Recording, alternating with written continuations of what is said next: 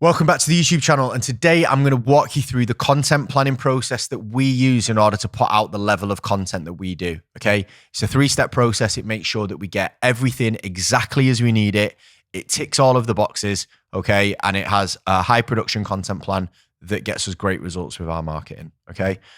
If you're growing your coaching business and stuff like content and what to post and how to get it all sorted is of interest to you, you definitely want to make sure that you subscribe to the channel, hit the bell notification so you can get notified when we do more videos so that we can give you the very best up-to-date advice on how to grow a coaching business in 2023. Okay, so our content process is a three-step process, all right?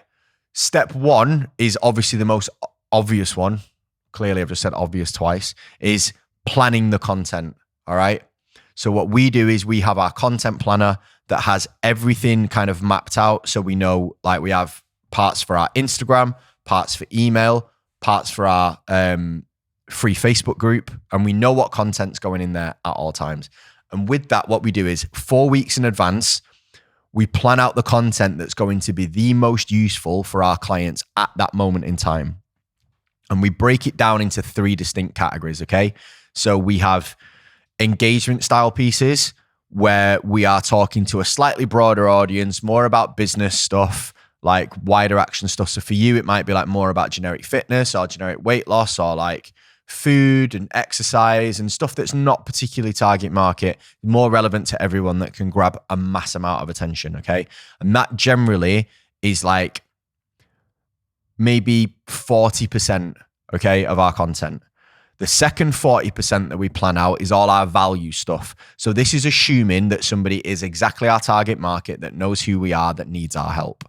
And what we want to do with this piece of content is build authority with them. So we plan out another 40% of our content of those. With the final 20%, we want direct call to action things. So that's posts where people have to reach out to us or apply for something or sign up for something, however that looks like. And we usually plan 20% of those. So we've got 40% engagement, we've got 40% value, building authority, building that trust with our audience. And then we've got 20% of things that are like direct sales or direct pushes to do certain things, okay? And that gives us a really good balance. Then what we do is we decide on the format of all of these things. So most of the engagement stuff is going to be best done by video. We post on Instagram mostly for our engagement style content, which means that Instagram at the timing of this video, generally videos and reels are the things that get pushed more to an audience that isn't yours. So we generally go for reels for the engagement pieces. For the value pieces, we have a mix. So we do some reel stuff and then we do some, text, carousel, image stuff that people can read and learn from and save. Again, sometimes it's easier to see things written down rather than listen to someone speak at you. So we do a mix there. Then our sales stuff generally is more post-based. We do a little bit of video stuff in there just to keep it like a little bit different, so it's not all the same. But we map out the content types that we do there, okay? So we know we've got the nice spread of content that we need. We hit all the boxes that we need. We've got the content planned in, so what the topic is we're going to talk about within that segment. And then finally, we've got the content type. So whether it's video, whether it's a graphic or something like that. That's stage one, okay? The planning. Stage two is production, okay? Now, for us, we have a team that do this. We put out 62 reels. We put out nearly 62 graphics, and we have some extra sales stuff on top per month, okay? So obviously that requires a team. It would be a full-time job for me, and I still probably wouldn't get it done if we didn't have a team. But for you, this may be just you. So what we then do is we do the production element. We film all the videos that we need to film. We get written all the posts that we need to write, and then we create all the images and graphics that we need to create. Now, we obviously have different people that do this. So like Cameron does our graphics, Josh does our copywriting, Jacob and Liverpool Podcast Studios do all our filming and editing. So that's kind of what we do there. However, you might be filming and editing, you might be writing, you might be creating graphics yourself, which is fine in the short term, but obviously your content load won't be as big as ours either. So you should be okay.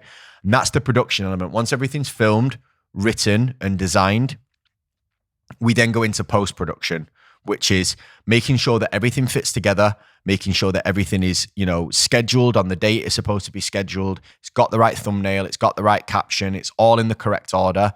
All the files are there ready to go, and it's literally just ready to press send. Okay. That is our content schedule. Now, the way that works time-wise is we plan 4 weeks in advance. Okay. So a full month in advance, it's planned. We produce 2 weeks in advance. And then everything is ready to go and scheduled for the whole month before the month starts. So all the production is done, everything's been signed off, and everything's ready to be delivered. That means that all of that content for that month, no matter what gets done in that month, is all ready to go. So it never gets dropped, it never gets missed. Okay? To do that, we have to make sure, obviously, we do the planning the month before, then we get the production booked in straight afterwards, and we get that done at least 2 weeks in advance.